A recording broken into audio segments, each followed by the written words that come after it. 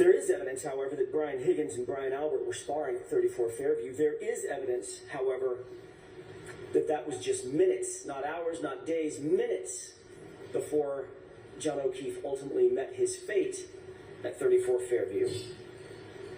There is evidence that Brian Higgins was love-struck, that he was jealous, that he was aggressively coaxing John O'Keefe out of the waterfall, that he was passively aggressively coaxing Miss Reed to engage with him rather than John O'Keefe. Again, there's not a single eyewitness to a collision. There was not even a single eyewitness to a backing event at 34 Fairview. The court will recall Jennifer McCabe testified that she basically watched the SUV the entirety of the time it was in front of the location at 34 Fairview with Miss Reed in the driver's seat. She saw it pull up once, she saw it pull up twice, she saw it pull up a third time, and then she saw it was gone. And at no time did she ever see the car go in reverse. She certainly didn't see the SUV go in reverse at a high speed, and she darn sure didn't see the car go in reverse at a high speed and strike a pedestrian.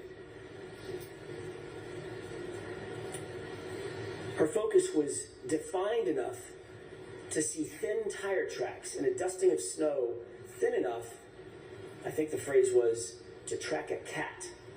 That's how detailed she was in her observations, yet she did not see John O'Keefe hit by an SUV. She did not see John O'Keefe's body in the snow, in the yard, laying prostrate, a 216-pound, 6'1" man in the snow, directly in front of the SUV she was tracking the entire time.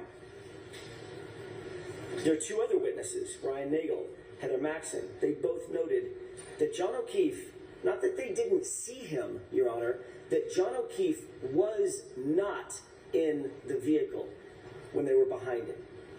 The dome light was on. They could see inside the interior of the vehicle. Miss Reed was sitting there with her hands attended to, and the passenger seat, notably and markedly, was empty. He was not outside the vehicle. He wasn't standing. He wasn't sitting. He wasn't lying down.